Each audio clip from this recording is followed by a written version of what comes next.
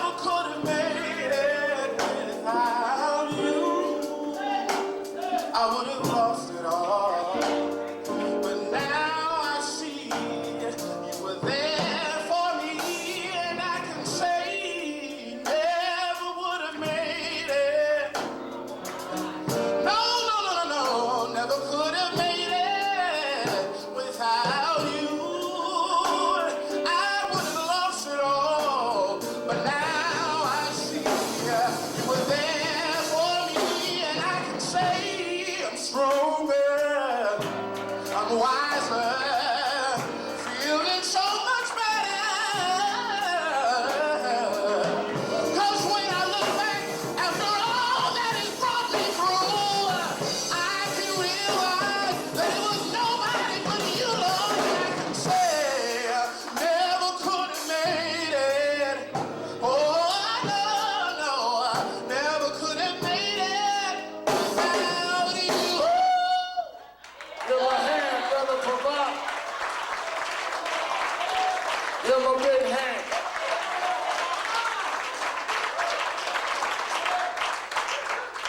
Certainly we're happy to be here another Saturday morning for our Saturday Action Rally.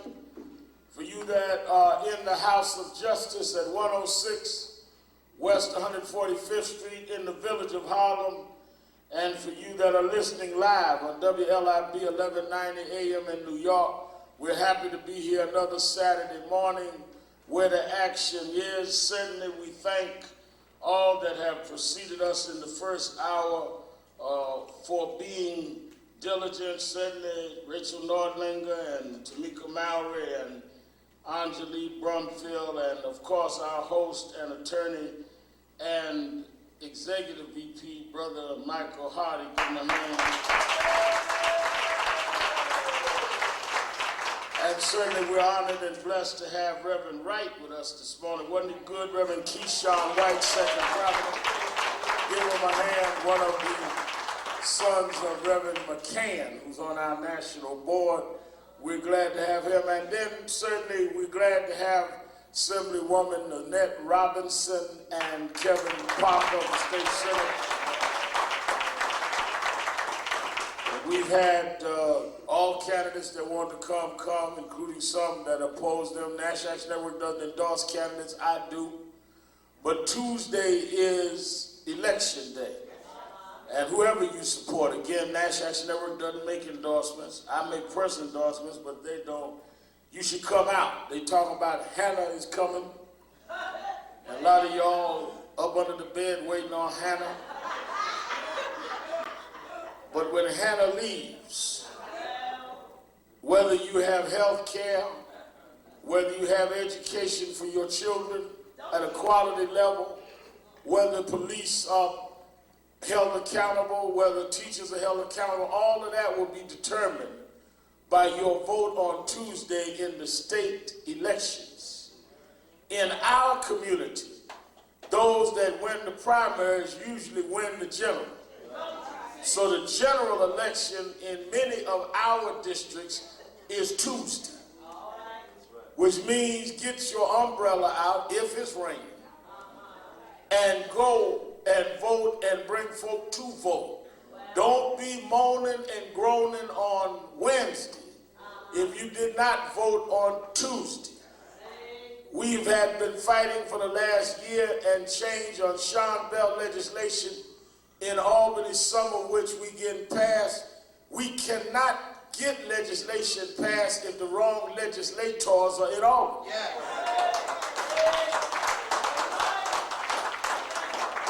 So it is easy to say, they ain't doing nothing in Albany, and then you ain't done nothing to send the right folk to Albany.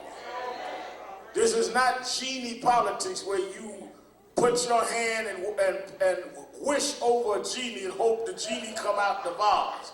This is electoral politics.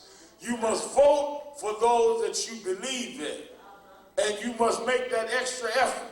So I know the weatherman got everybody all spooked. I got up this morning and put on my goulashes and put on my extra rubber hat, umbrella, and got outside. There wasn't no rain nowhere. They'll scare you to death.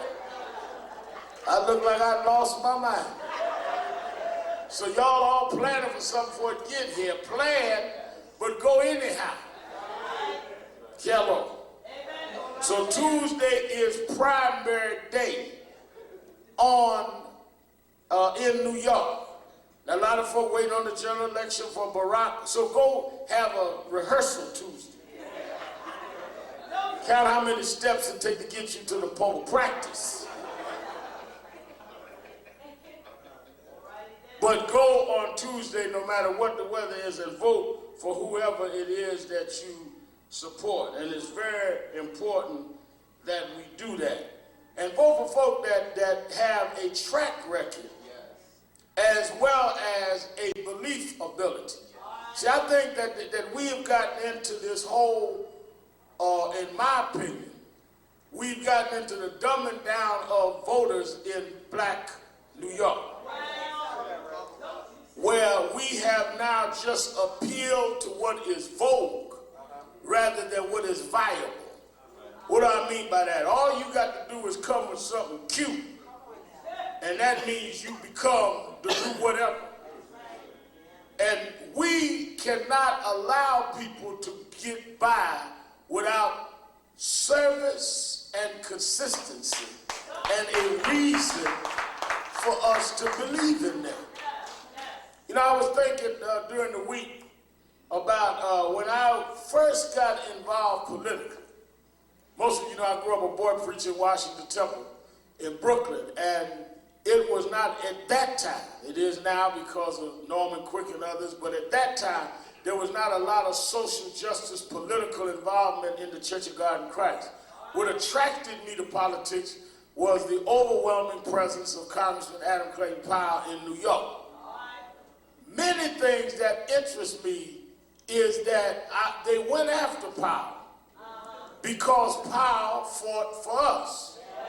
And they used some half-truths to go after him, saying that he had staff traveling, getting airline tickets, and they wasn't the ones traveling to his island in Bimini, where his island resort was, and that he had called a woman a bad woman for paying off police on numbers, which many in the community said was true. And they used a civil case and airline tickets to remove him from being chairman of education labor in the country and eventually from Congress.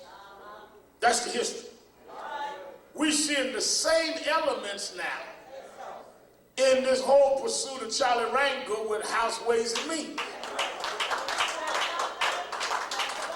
Let me be real clear now. History repeats itself. If you don't read history, you get all shook up and not understand stuff like this done happened before.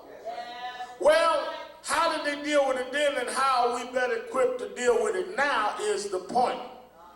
Anybody, whether they be young, old, new, or veteran, that fights the system or tries to change the system, they gonna fight them. So people will immediately, the way to deal politics now is to smear.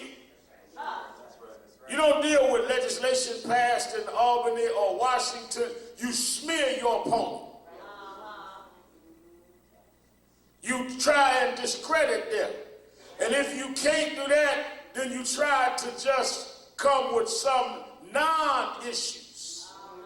Like they too old. So like now being born last makes you a qualified person. So why don't we just go to the maternity ward and the next baby come out, make them the new one? I mean, what that mean?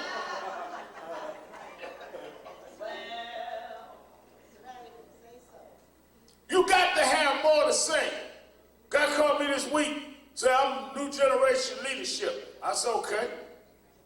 I said, how old are you? Said, I'm 42. I said, well, you new to what generation? Tamika Mary that leads out this initiative is 28. You more old to her than I am to you. And then somebody 15, she more old than them. I mean, how do we count these generations? Why don't we talk about what you intend to do and what you have done in the past that makes me know you will do that in the future? Well, you know, I'm young, I'm just getting started. I said, well, let me Tell you why I don't buy that. At 42, I had run for the U.S. Senate twice. And had been head of youth division of breadbasket, head of national youth movement, and was leading National Action Network at 42. You too young for what? You ought to do some research on who you talking to.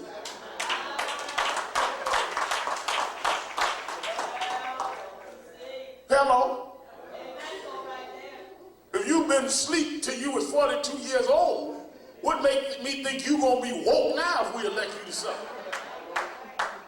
Took you 42 years to get grown. You're supposed to be grown at 21. 18 now. So you are a slow student. You have delayed education. Arrested development. Took you 42 years to get started on something. You missed a whole lot. But what it is the lingo of the media that tries to use all kind of subterfuge to try and break down the continuity of leadership. Tell you what I mean, Senator Parker. In '84, Jesse Jackson ran for president. He was buttressed by a coalition for community empowerment led by Al Van and Ned Robinson and Herb Daughtry and others that led into '85, Al Van running for Brooklyn Borough president, Denny Farrell running for mayor, Vernon Mason running for Manhattan DA. That old empowerment movement continued into '89, where in the face of Bensonhurst, Dave Dinkins was elected first African-American mayor in New York. From '84, into '85, into '88, again Jackson, into '89, straight line. Straight line. Same media said, well, y'all arrived now, we don't need no more empowerment. Right? Dinkins loses in '93. And we began to abort our efforts. And those that were leading that had to continue to fight alone. In '97, I ran for mayor. Almost forced the first runoff. And didn't have another black candidate until Virginia Fields ran, because we allowed the media to get us off the continuity. Just like it was a straight line from Jackson '84 to my run in '04. The rules he put on the books in '04, I had to sustain in '04. I had to test those same rules. Those rules being tested in '04, maintained in '08, and helped Barack Obama win Iowa and other places. Because of the delegate selection rules was in place. You can't move without continuity. But if you wasn't involved in studying the process or being part of the process, you will show up and not even know where to stand in the process to protect the people.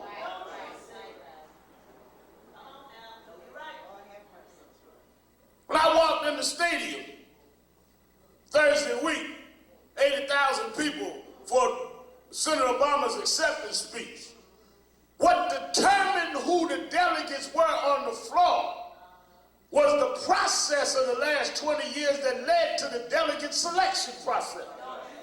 Had you not had the delegate selection process, you would have not had the nominee you had on the platform. We want change. We always have been fighting for change. But if we had not changed the rules and maintained the rules, you would not have a change agent now. Y'all trying to have a Joshua without an Exodus.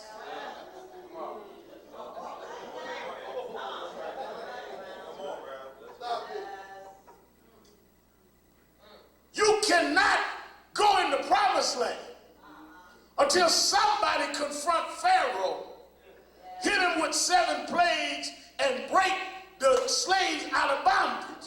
Then get across the Red Sea and then deal with all your mess in the wilderness.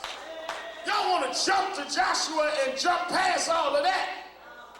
So y'all run around having Joshua parades in Pharaoh's house. You're still in the house.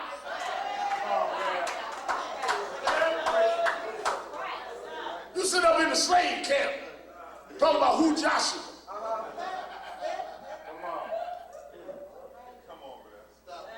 But you look like Moses, you look like Joshua. All y'all slaves, all y'all making brick with no straw.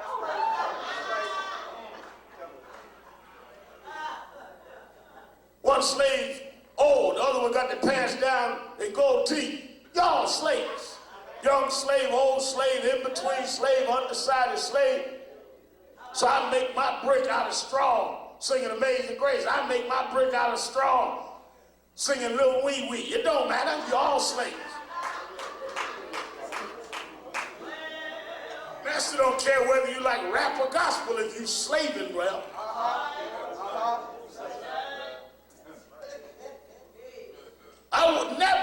My goal would never be a young slave or old slave. It was to be free.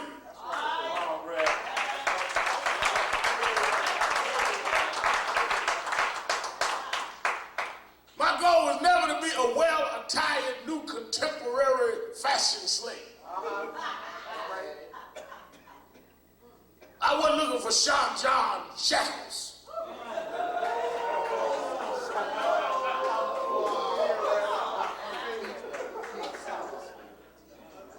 Or baby fat boots to go into the cotton field. That wasn't the goal. Goal was to get free. Y'all wondering if y'all got designer slave outfits.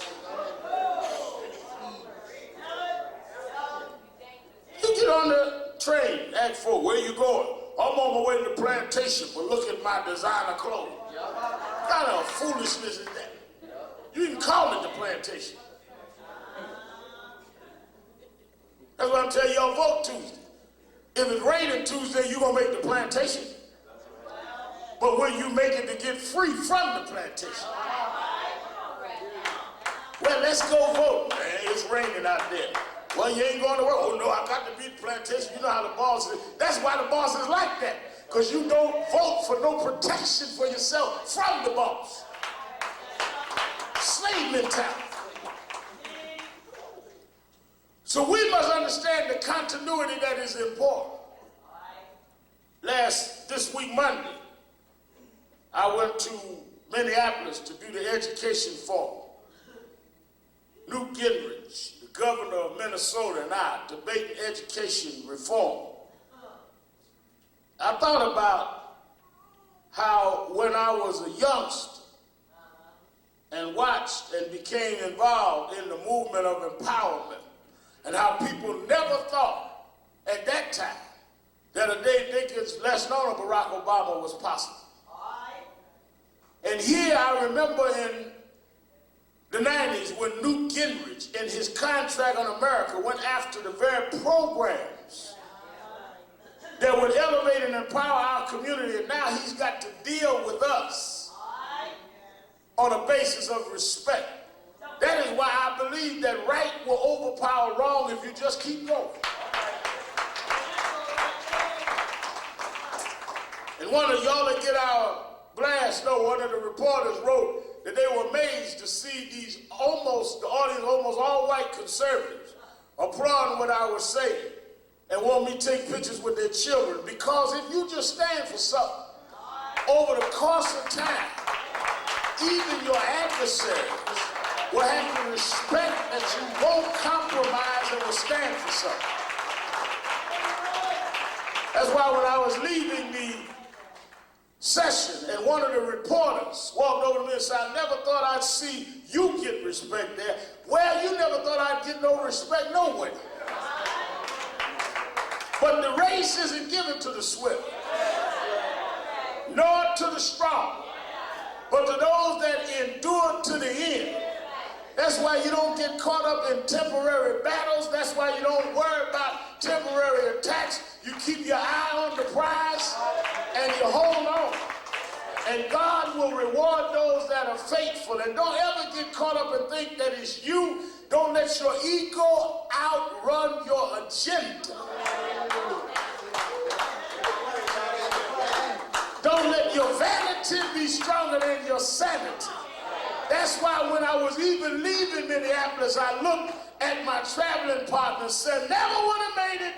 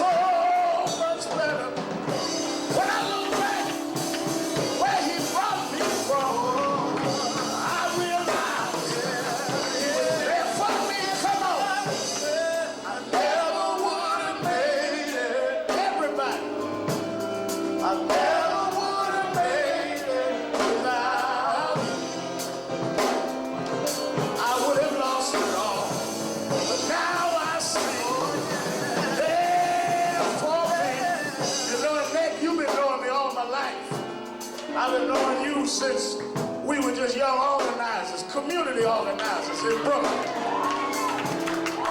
Nobody thought we would be anything. They thought we would just wasting our time. I knew you, Kevin Parker, when you was trying to help Carl McCall be governor. People thought we were fantasizing. But now David Patterson is governor. Barack Obama's on his way to the White House. Folk that used to laugh at me now have to take us serious. That's why I'm stronger, boy, that's why I'm wiser, oh yeah. I'm better. Look at me, Nick, so much better. When I look back where he brought me from, I know that it was not for the Lord on my side. If I can say, never would have made it. Come on, everybody. Never would have made it without you. I would have lost my mind a long time ago, but I thank the Lord that He brought me through, and I can say I never would have made it. Whoa, never would have made it without you. Yeah. All right.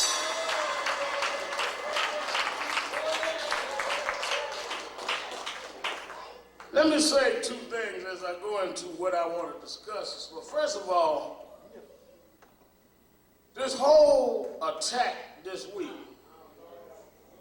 on community organizers, I do not, unlike many, I do not begrudge Mr. McCain or Ms. Palin for making whatever attacks they want. Since the Democrats attacked them, I was at the Democrat convention. A lot of speakers attacked them. You got the right to answer that. I ain't got no problem with that. I don't believe that we ought to, those of us that support the Democrats ought to say that they can't shoot back if we shot at them. That's only fair. But when you start attacking or implying or inferring that certain things are not legitimate, then we've got a right to respond. One of the reasons why community organizers were so prevalent in our community is we are just in the second generation of where blacks could even be elected officials.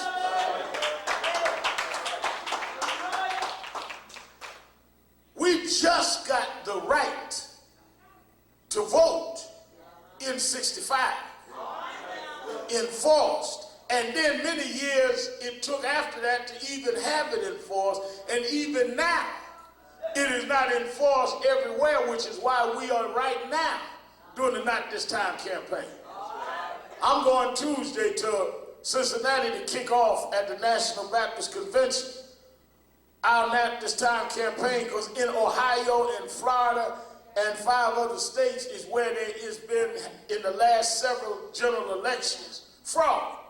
So this is a nonpartisan campaign, but we're going to make sure, A, that we register new voters, and B, that we check the rolls. Every night, we're going to have rallies in churches, have the pastors get their members to give their name, and we're going to send volunteers down to the city halls and board of elections in Ohio and Florida and check the books now and tell the members this is where you at, so you don't have these long lines on election day. People say you don't vote here, or we can't find your name. We're going to get that straight now. They robbed us in 2000, but not this time. They robbed us in 2004, but not this time.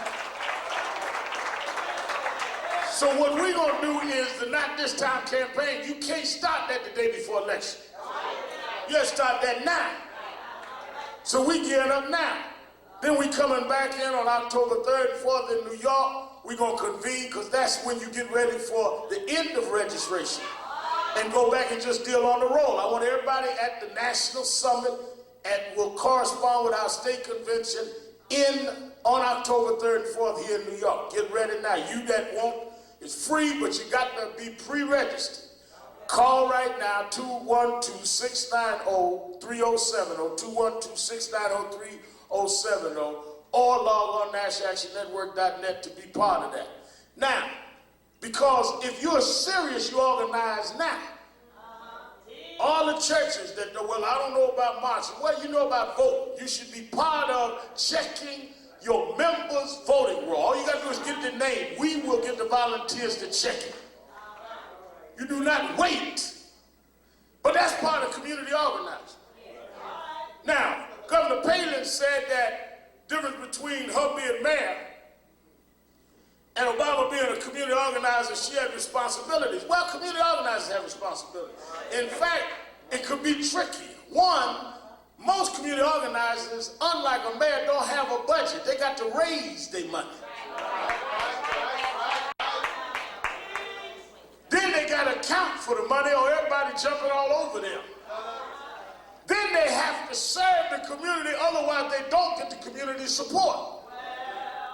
It's much more difficult to come with no budget, no title, and organize a community than to have the title and taxpayers' dollars, and all you got to do is manage it right and make sure that you get to the next election. Now, I don't belittle being a small-town mayor, but don't belittle being a community organizer. Harriet Tubman was not the mayor, but she organized an underground railroad. Dr. King was not the governor, but he changed American history. Thurgood Marshall never served in the U.S. Senate. Didn't go to the Supreme Court until 20 years after Brown versus the Board of Education. We are a people that if we had not had community organizers, we would still be on the plantation or maybe the back of the bus.